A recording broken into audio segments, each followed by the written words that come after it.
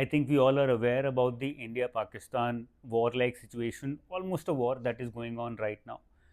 What I feel as people preparing, students preparing for a competitive exam like RBI need to have a decent understanding about is to look a little deeper into Pakistan as a country, India as a country, and try and figure out why is it that Pakistan is an economic crisis for the past 3 4 years.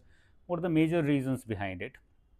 What is the comparison between Pakistan's present economic, financial, developmental situation and India's developmental and financial situation?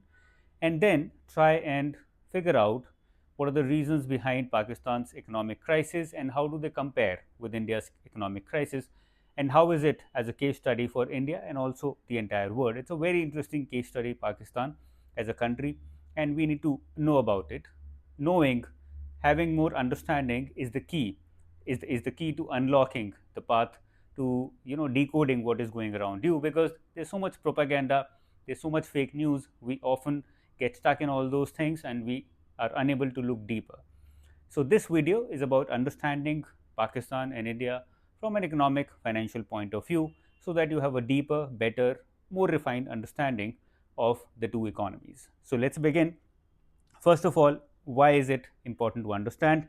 It's very important to understand because if any country is economically or politically not going in the right direction, if the economic policies or the political system, the policies are not working for the benefit, for the growth of the nation, that then it can destroy an entire generation. It can destroy so many lives in a country. This is what is happening in Pakistan right now. To conclude, if I can at this point of time, also that it is already stuck in a deep economic crisis. It has been getting bailed out by IMF for the past almost 3 years. 3 years is a very long time to get continuous bailouts from an international institution like IMF. Probably IMF is also stuck now. It's given debt to a country that cannot pay it back ever. And not only is the country stuck, but the people of that country are ultimately suffering. The people of Pakistan, they're just people just like us, and these normal people are suffering. They do not have jobs, the inflation is very high, they do not have good education, they've never had good education or health services. And that is why, that is how bad economic policies, bad political leadership can destroy an entire generation in a country, and that is what is happening in Pakistan. That is why it's important for us to understand that the same does not happen in the future with us as a country or any other country, and at the same time to understand why exactly is Pakistan in this crisis. Okay, this also will, if we realize the crisis that Pakistan is in right now, we'll also understand the importance of economic stability, political stability, and also the importance of vision for a country. Now, this is a location, this is a situation where India has found its vision. Now, it's upon our leadership to continue with that vision in the times to come.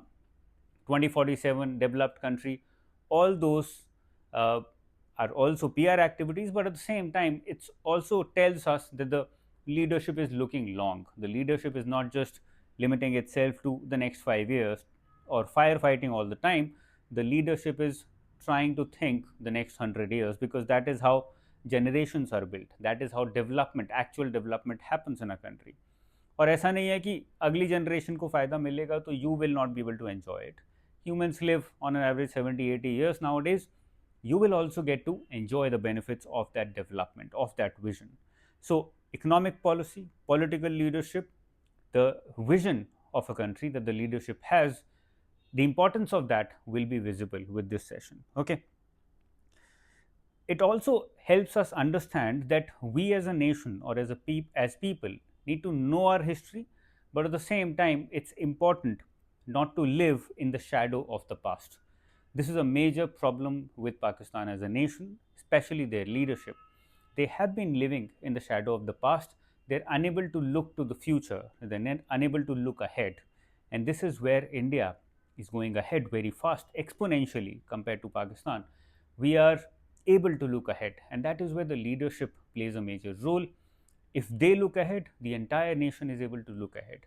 If they start looking back, if they start praising the past too much, it's important to remember the past, to praise the past, to understand the importance of history, but you need not circulate your life, define your life by that history. That is important not to happen.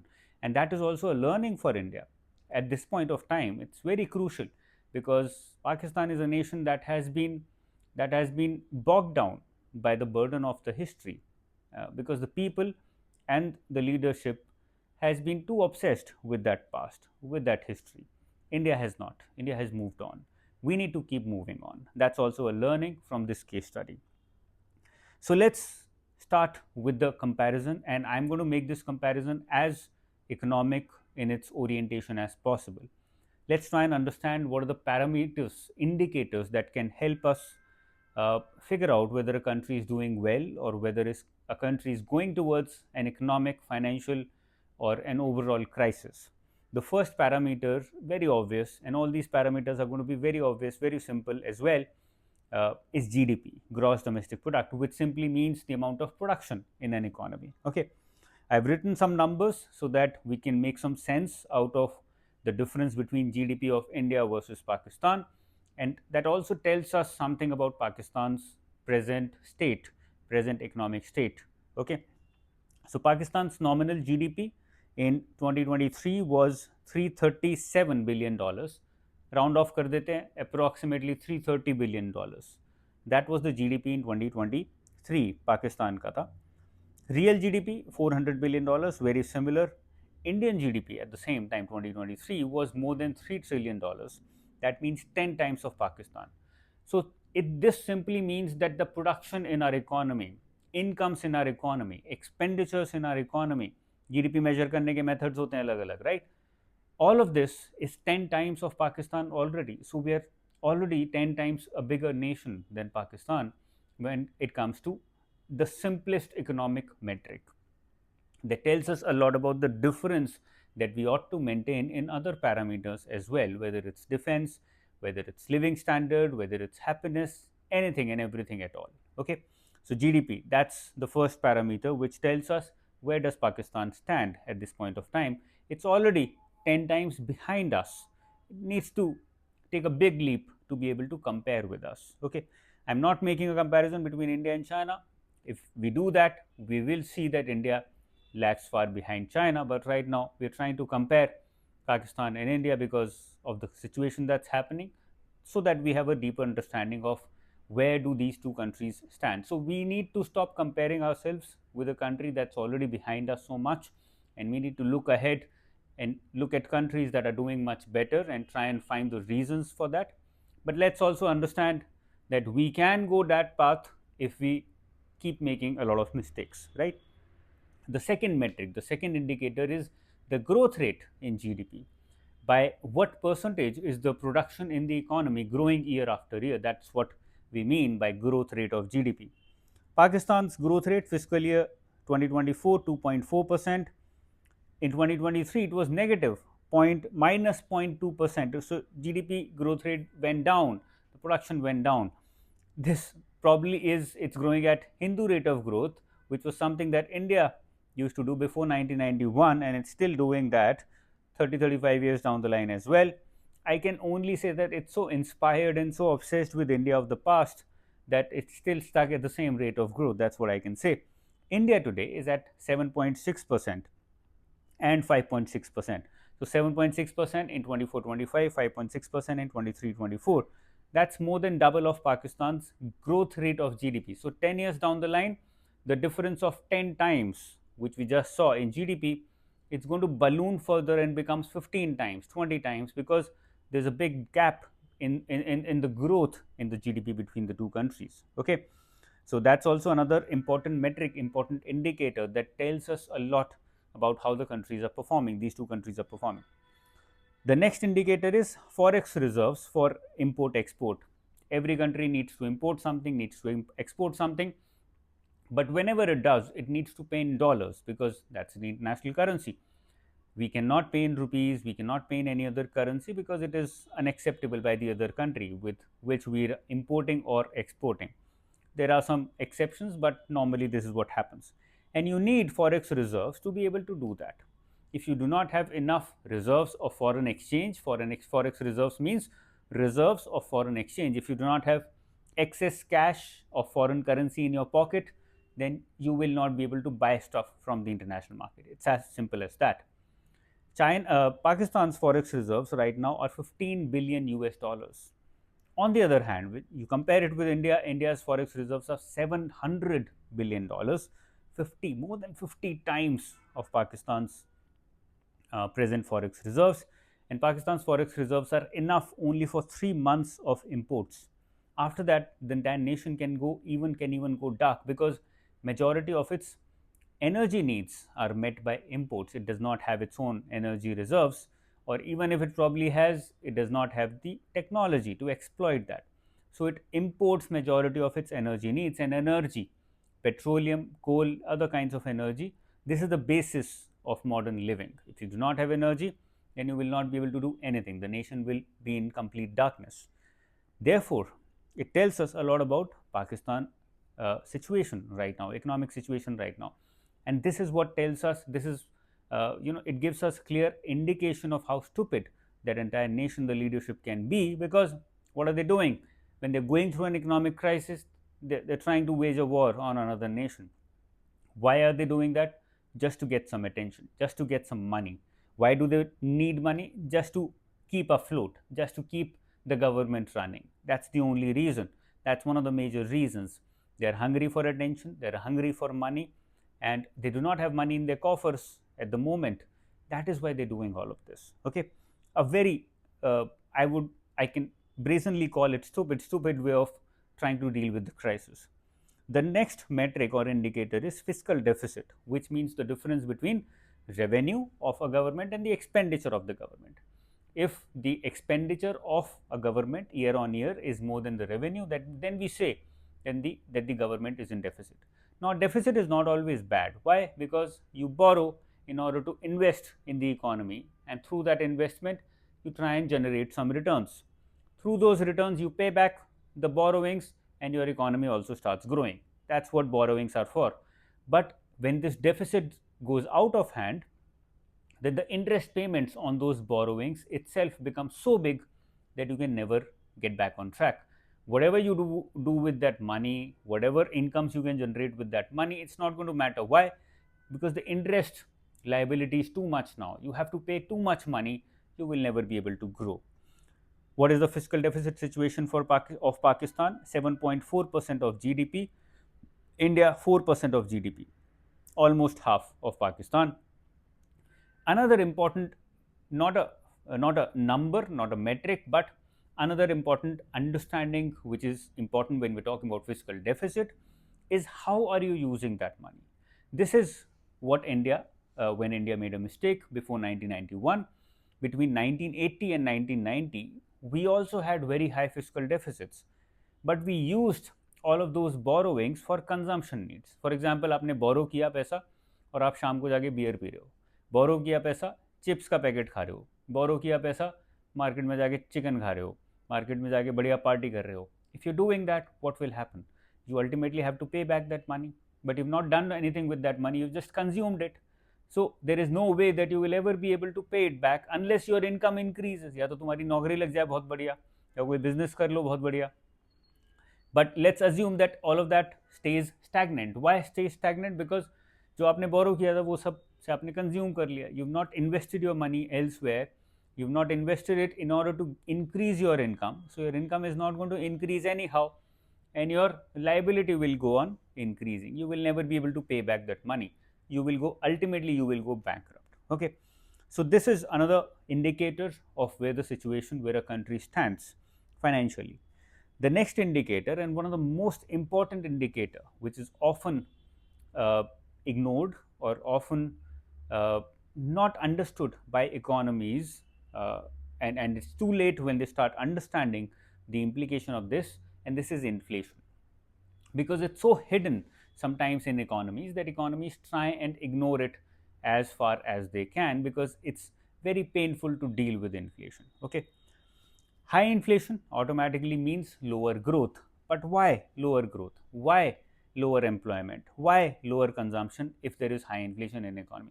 Assume that there is, let's say, 30% inflation in India right now. What will happen? All the people who are consuming will start consuming less, because उनको लगेगा यार inflation बहुत ज़्यादा है, महंगाई बहुत बढ़ गई है, पैसा बचाने की कोशिश करते हैं, तो जो भी हम खरीद रहे थे उसका थोड़ा कम खरीद लेते हैं.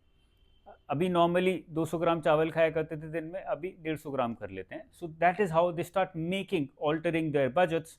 Lot of it happens subconsciously also. They start putting a cap on their budget, so they start consuming less. When they start consuming less, automatically producers start producing less, क्योंकि उनको लगता है यार कोई खरीद नहीं रहा है या कम खरीद रहे हैं लोग सामान, तो कम बनाते हैं.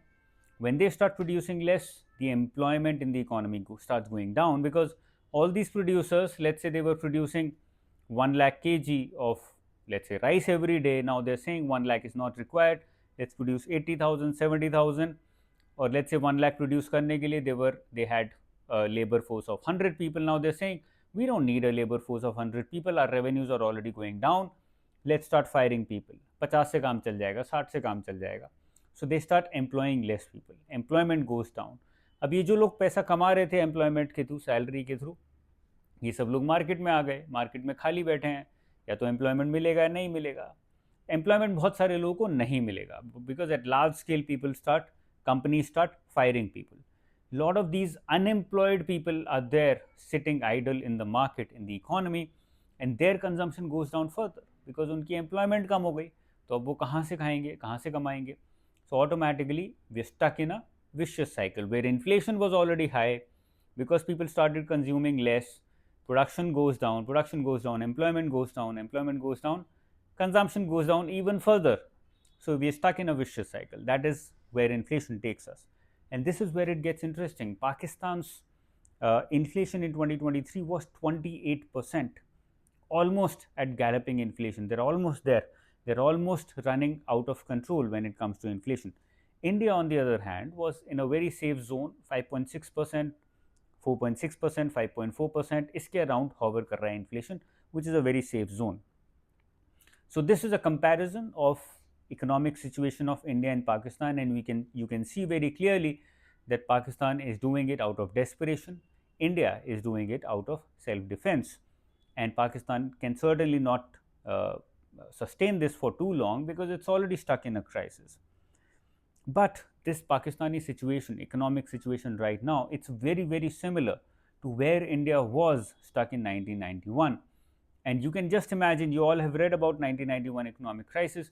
If instead of reforms, we had waged a war on another country, where India would have gone. आप खुद ही सोचो, 1991 में हम इकोनॉमिक क्राइसिस में थे, डॉक्टर मनमोहन सिंह, पीवी नरसिम्हा राव. अगर ये लोग इकोनॉमी को ग्रो करने पे फोकस नहीं करते, रिफॉर्म करने पे फोकस नहीं करते, एलपीजी रिफॉर्म्स लाने पे फोकस नहीं करते, और फोकस किस पे करते? फोकस करते कि किसी और देश पे लड़ाई कर देते हैं जिससे कि पैसा कहीं और से मिल जाए, या कुछ और ऐसे उल्टे सीधे काम करने पे फोकस करते, तो क्या होता हमारे देश का? You cannot even imagine where India would be right now. It would be so deep in its own troubles कि हम और आप लोग जैसे लाइट में बैठे हैं, मैं कैमरा से बात कर रहा हूँ, ये सब शायद नहीं हो पाता. It would not have been possible. We would have been in a very bad place, very bad situation. Coming back, India's GDP, India's situation in 1991, GDP कितना था? 270 billion US dollars, close to Pakistan's present GDP right now. GDP growth rate 1.1% था उस time पे, very close to what is Pakistan right now. Forex reserves 5.8 billion US dollars, Pakistan के कितने? 15 billion US dollars. Very similar. हमारे पास 13 दिन का था I think, उनके पास 3 महीने का है. फिजिकल डेफिसिट 8.4%, पाकिस्तान का 7.4, वेरी सिमिलर. इन्फ्लेशन इंडिया का 16.7% था, पाकिस्तान का और भी ज़्यादा हो चुका है, 28%. So they are in deeper trouble, they are getting deeper and deeper into this crisis. Now, having understood all these things, you might be thinking, sir हाँ ये सब तो ठीक है, बट पाकिस्तान में जो क्राइसिस है वो क्यों है? Why is it stuck in this loophole? Why is it stuck in this hole or in this vicious cycle? And how can it come out of it? The solution lies in the problem itself. So it's important to understand the reasons behind the crisis. It's not just political instability, that is just one reason. There are various other reasons that run alongside political instability. political instability is one major reason, because leadership नहीं होगी तो कुछ भी नहीं होगा, because there is no direction for an economy. But there are various other reasons as well. One is too much external debt. अब पाकिस्तान की situation वो है कि उसकी इंटरेस्ट लाइबिलिटी ही बहुत ज़्यादा हो गई है, उसका एक्सटर्नल डेट लोन इतना ज़्यादा उसने उठा लिया मार्केट से कि अब उसके इंटरेस्ट को ही वो पे नहीं कर पा रहे हैं. That is where it is stuck. Total debt कितना है? 220 billion US dollars, almost the same as its GDP, gross domestic product. और interest liability in 2022 was 6 billion US dollars, which is more than the entire government budget in 2022. पूरे government के revenue से ज़्यादा तो उनको interest देना है वापस. There is no way they can come out of it unless ये पूरा 220 बिलियन डॉलर्स जो भी लोन है वो माफ़ कर दे कोई जिसने भी उनको दिया है, and then they can start fresh. और उसके चांसेस बहुत कम हैं. क्यों कम है? Because Pakistan political stability is not coming, the leadership is not smart enough, the leadership is not able to figure out, is not even willing to figure out a way to get out of this crisis. Too much dependence on agriculture, that is one major reason. That is why India countered with abeyance of Indus Water Treaty, because we know that they are too dependent on agriculture for their livelihood. Manufacturing, service industry, ये सब उनका grow ही नहीं हो पाया है आज तक. And a very good example is floods in 2022 that we saw in Pakistan. They destroyed entire agricultural income as well, and that is what put them deeper into this crisis. It's like putting all your eggs in one basket, और अगर वो basket टूट गई तो फिर आपके सारे अंडे फूट जाएंगे, फिर आप कुछ नहीं कर पाओगे. You cannot do anything, you lost everything that you had. Another major reason is expensive import of oil, because they do not have strategic partnerships with oil producing countries like India has built. Both Pakistan and India are dependent on external oil for our energy needs, but India has built strong strategic partnerships with countries like Saudi Arabia on one hand and Russia on the other, and we're somehow able to manage. Pakistan वो सब नहीं करता है, because again political leadership does not have the mind to be able to do that. They're focused on something else completely. They're not focused on this.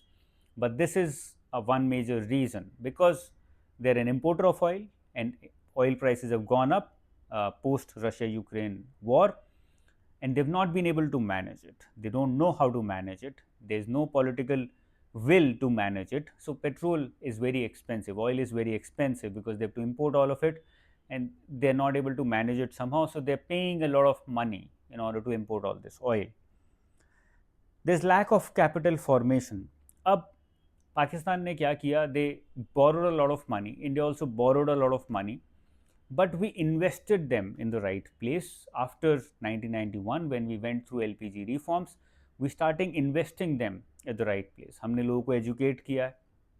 Of course, there are problems, deep problems in India as well, but हमने फिर भी काफ़ी पैसा अच्छी जगह पे invest किया. हमने इंफ्रास्ट्रक्चर डेवलप किया है, हमने एजुकेशन में इन्वेस्ट किया पैसा, सर्विस इंडस्ट्री में इन्वेस्ट किया पैसा, हमने अपनी इकोनॉमी को खोला है, हमने लॉज बहुत सारे चेंज किए, बहुत सारे इंडिपेंडेंट इंस्टीट्यूशंस क्रिएट किए which can run these different kinds of sectors by themselves. जैसे कि बैंकिंग सेक्टर आरबीआई के थ्रू बहुत अच्छा रन होता है, इंश्योरेंस सेक्टर आईआरडीआई के थ्रू ऑटोमेटिकली रन होता है. The government does not have to intervene, the government does not even have to look at it, अपने आप चल रहा है वो.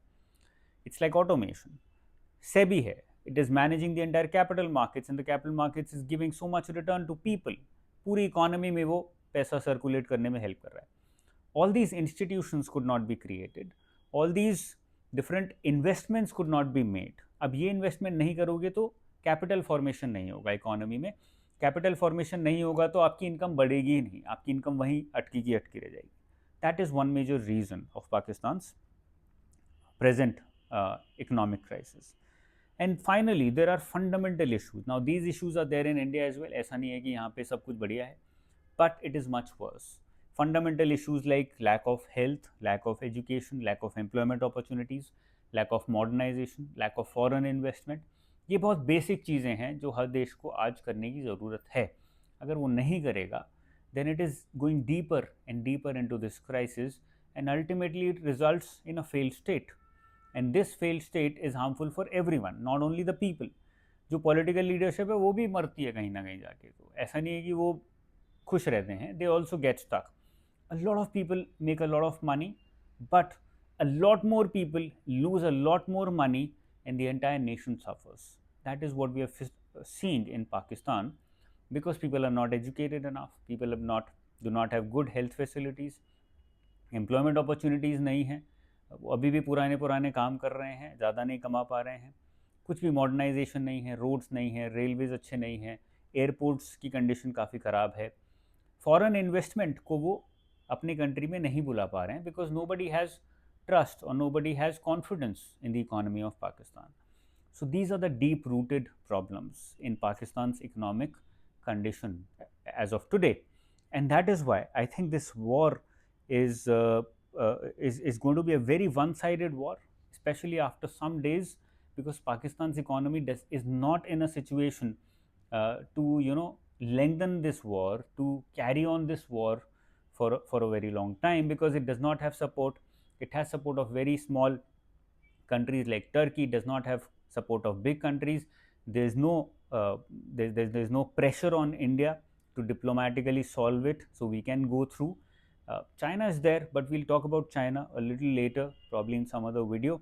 In this session, I wanted us to understand academically, where does Pakistan stand, what kind of economic crisis is it stuck in, how do you measure, how do you figure out whether an economy is stuck in a crisis or not, what are the indicators you check, where was India in 1991 and where India stands right now, and what are the major reasons behind this economic crisis that Pakistan is stuck in at the moment. I am very sure that you learned something new behind all the warmongering that is going on. We are all glued to our phones and TVs. Even I am glued to the same thing because we are all anxious. We all want India to win, but at the same time, it's important not to forget about being academically sound, having a deeper understanding about the issues, not just blabbering about without any hard facts, without any deeper understanding about what's happening in a country.